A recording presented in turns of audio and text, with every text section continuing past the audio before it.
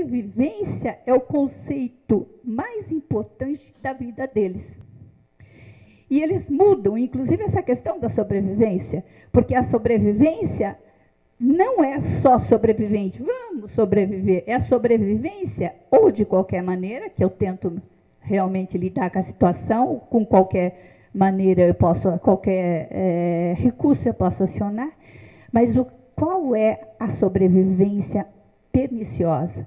Não é a qualquer maneira, ou a sobrevivência que é básica e extremamente importante. Quem já assistiu aquele filme Náufrago sabe do que eu estou falando. Mas a sobrevivência a qualquer custo, e que se penalizam e se rompem e se cortam os vínculos familiares e principalmente os vínculos afetivos. Então não importa mais nada para mim.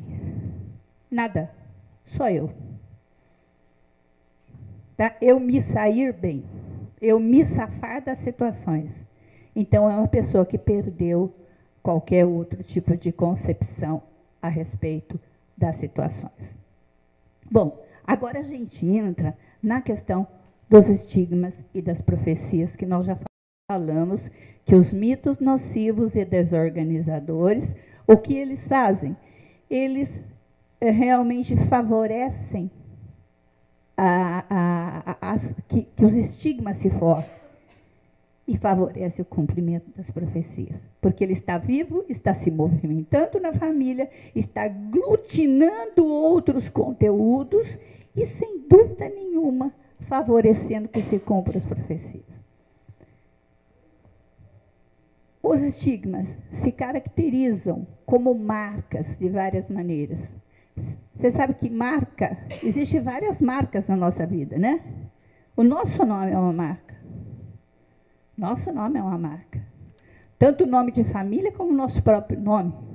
Né? Amanhã eu vou começar a trabalhar com vocês o experimento que eu vou fazer com vocês, uma experiência interessante.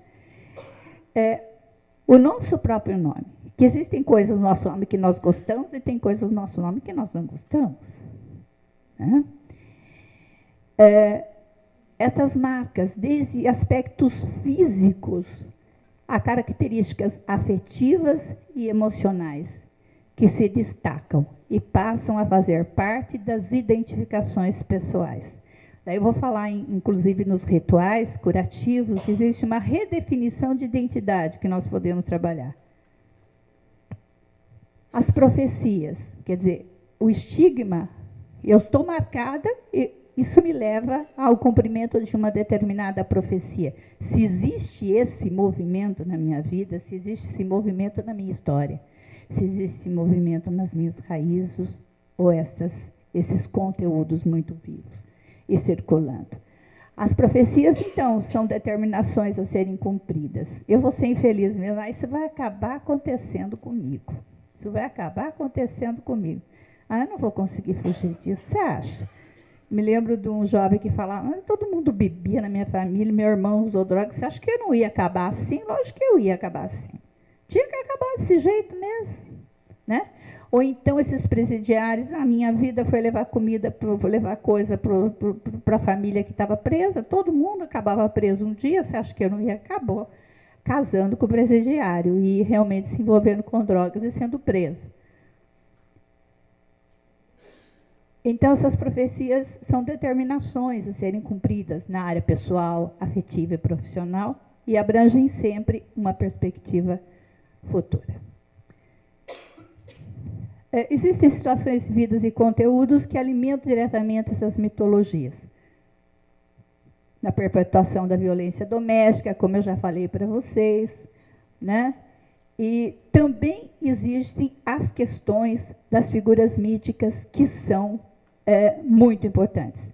Por exemplo, um assassinato na família, um suicídio na família de uma pessoa importante, é uma situação que gera não só ansiedade, que gera, eu vou inclusive apresentar para vocês a questão da ansiedade, mas não só ansiedade, muitos outros conteúdos fomentadores e que são perniciosos na família.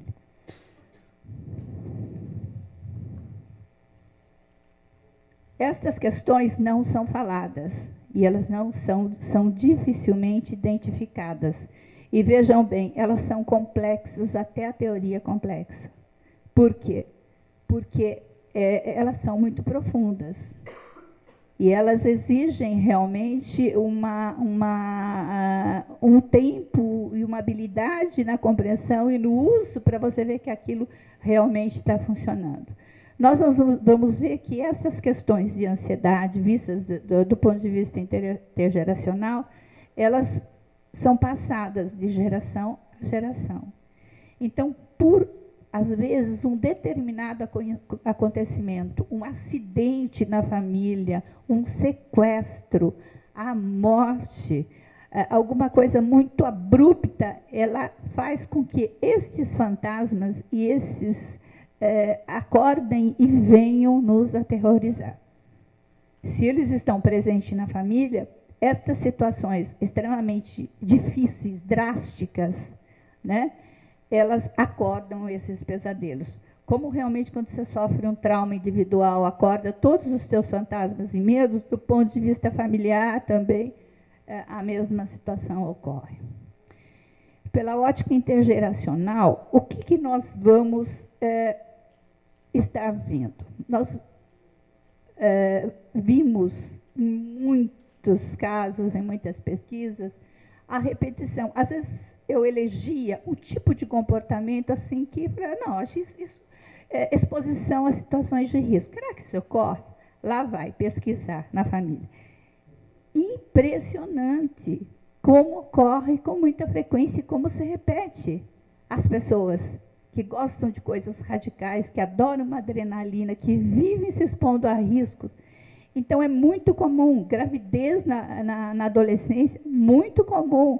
Então, assim, se vocês pensarem num problema, vamos investigar, vocês vão ver que é muito interessante. Tem uma raiz de repetição. Drogadição, depressão, além da questão genética, existe. Predisposição emocional presente nas doenças, né? Existe, além do fator genético, sem dúvida nenhuma, nós vamos ver que ocorre.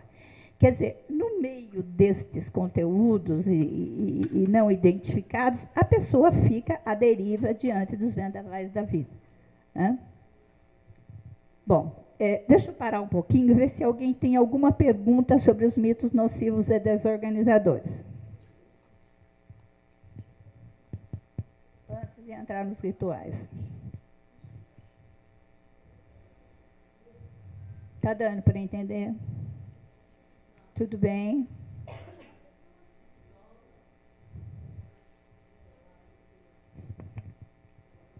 Uma pessoa começar a se isolar, é porque ela acha que ela é doente?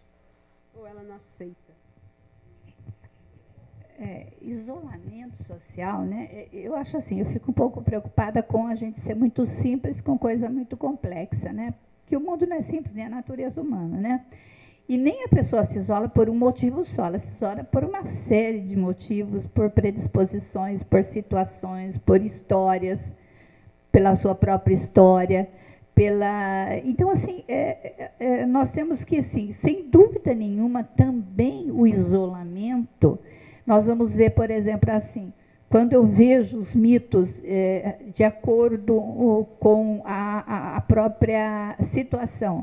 Por exemplo, a família. Existem famílias que são mais famílias, às vezes até família de origem italiana. Elas mais gritam e falam alto e brigam com todo mundo do que se isolam. Às vezes, por exemplo, não sei se você é origem japonesa, eles têm o mito preponderante na origem japonesa, era o mito do poder, porque eles vieram de um regime em que eles pagavam pesados tributos à coroa, e que, sem dúvida nenhuma, os nobres os protegiam e eles eram protegidos, mas eles eram sempre muito calados e muito não poderiam se rebelar e nem brigar muito como os italianos brigavam e batiam o pé e gritavam, né? Então, assim, existem, inclusive, padrões de comportamento que são mantidos na família de uma maneira cíclica também. Mais alguém? Não sei se respondeu você. Eu acho que existem várias questões para a pessoa se isolar. Tá? Inclusive, muitas vezes, se ela estiver com um problema, for identificado, se ela está acreditando que pode ser ajudada, ou ela tem essa facilidade de comunicação ou não é? Ou ela está deprimida, realmente existe um fator de doença mesmo, que está se estabelecendo. Então, existem várias questões que podem estar realmente envolvidas. Mais alguém?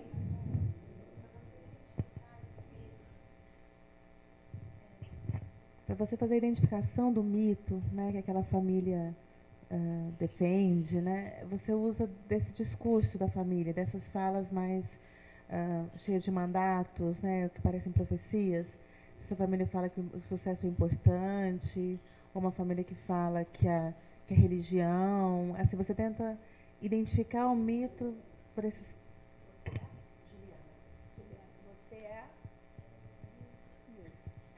Juliana, é o seguinte, interessante você ter me falado, porque assim, normalmente, a maneira como eu trabalho, quem já conhece meu trabalho, meus livros, eu tenho um método de trabalho terapêutico, que não vai dar tempo porque era só um curso para dar para vocês.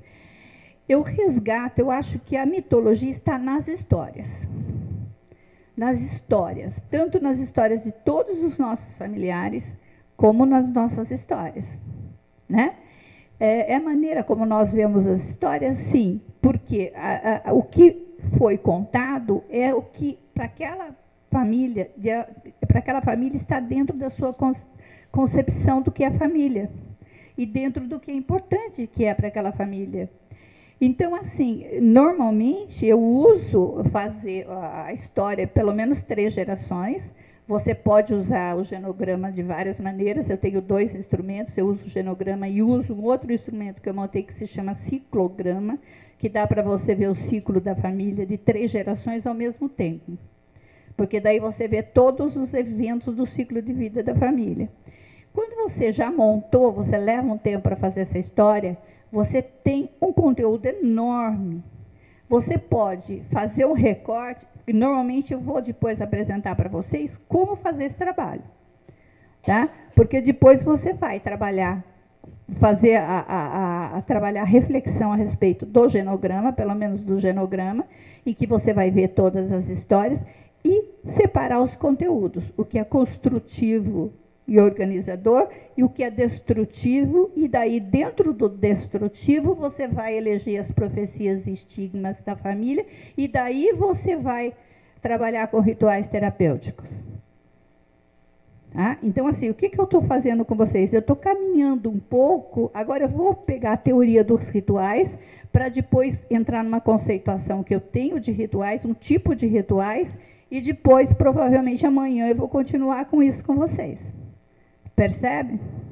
Então, eu estou fazendo um caminho para estar chegando na questão ali da questão terapêutica. Está dando, gente? Tá? Tinha mais uma moça ali que queria falar comigo. Depois, acho que a gente entra na teoria. E vocês guardem as perguntas para o final. Marilene, na verdade, assim, como você está falando dos mitos dos organizadores, eu queria saber se você tem algum conhecimento, inclusive de pesquisa, a respeito dos mitos dos organizadores no suicídio, né? Mesmo sabendo que o suicídio é uma questão complexa, que, enfim. Sim. Sem dúvida nenhuma, né? Existem questões extremamente envolvidas na questão do suicídio. Eu tenho, inclusive, tinha um caso, que tem muitos casos para contar para vocês, de um adolescente que ele vivia subindo no telhado da casa e tentava se jogar, né?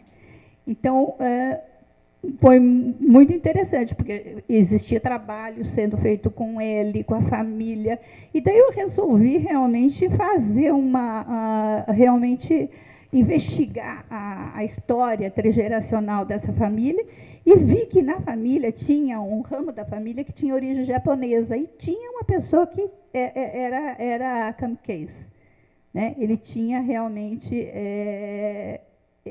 isso era glorificado, só que esse rapazinho, ele não sabia disso. E é muito interessante, esse é um ângulo de pesquisa que eu ainda não investiguei, mas que eu quero investigar. Porque eu tive 2 casos que foram muito interessantes.